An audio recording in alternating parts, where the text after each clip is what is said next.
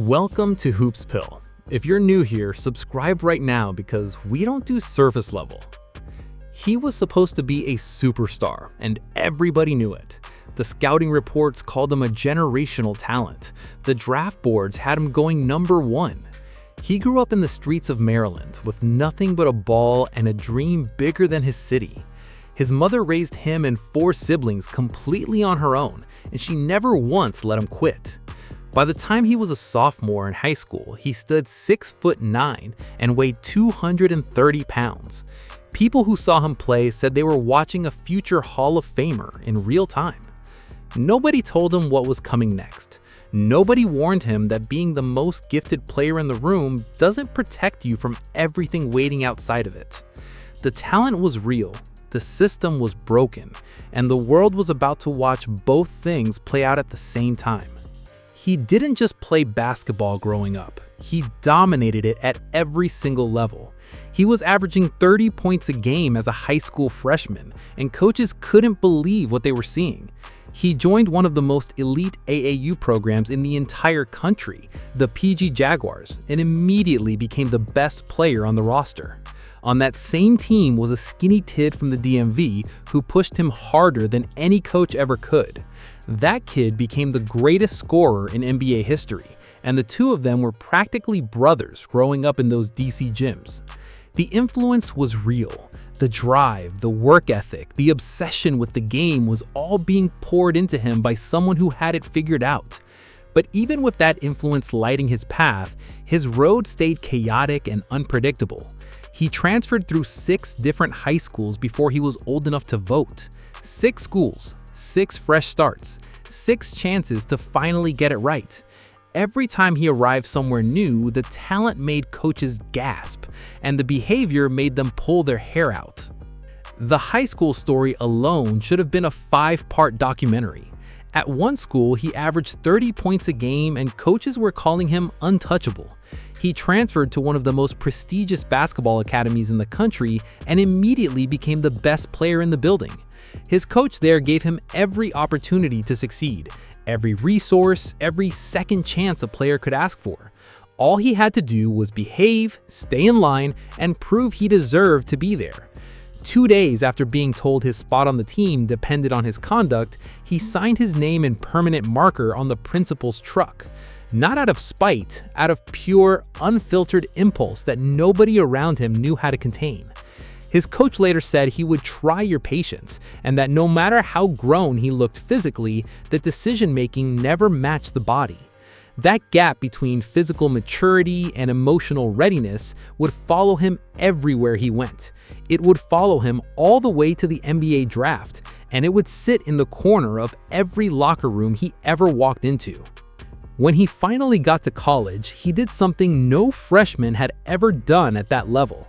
He averaged 26 points and 12 rebounds in a single season, numbers that broke records set by players who became legends.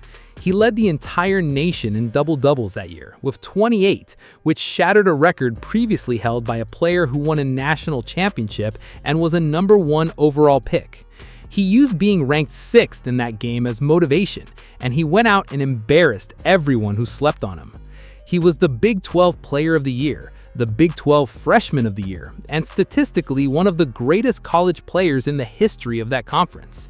Even the scouting reports that praised his talent mentioned attitude, focus, and off-court red flags in the same breath. The league knew exactly what it was drafting. On draft night in 2008, he went 2nd overall, and the Miami Heat walked out of that building believing they had found their cornerstone franchise player. They were wrong, and it would take years for everyone to understand exactly why. Before he played a single regular season game in the NBA, he had already managed to create a full-blown crisis. The league sent all the rookies to a transition program, a mandatory educational experience designed to prepare young players for the demands of professional life. He and 2 teammates violated basically every rule that program had women in the room, and then the smoke alarm went off at 2 in the morning. He slipped out of the room and left his teammates to face the consequences completely on their own. The team president, one of the most powerful and feared executives in sports history, forced him to come forward and admit what he had done. That same team president then tried to guide him financially, telling him to buy a small 2-bedroom condo and keep his expenses simple and manageable. He bought a 6-bedroom house instead, moved in 4 of his friends, bought 3 dogs, and somehow found himself $200,000 in debt 1 month into his NBA career. The man trying to give him wisdom had built championship dynasties from scratch and had seen every mistake a young player could possibly make. He looked that man in the eye and did the opposite of everything he was told. Years later, he admitted that if he could do it all over again, he would have listened. And that answer tells you everything about the person he was still becoming. His rookie season showed flashes of everything scouts had promised the world he could be. He made the all-rookie first team, averaged solid numbers, and gave the Heat exactly the kind of energetic scoring burst that coaches salivated over. But while he was figuring out whether to go to the gym, someone else drafted 4 spots behind him was already in that same gym 2 hours earlier, dripping in sweat, putting in work that would define a Hall of Fame career. One of his own coaches later told that story publicly, how they had to physically drag him out of bed in Las Vegas just to get him into a workout. That image became the defining metaphor for everything his career would eventually become. The talent was never the issue, and everyone around him knew it.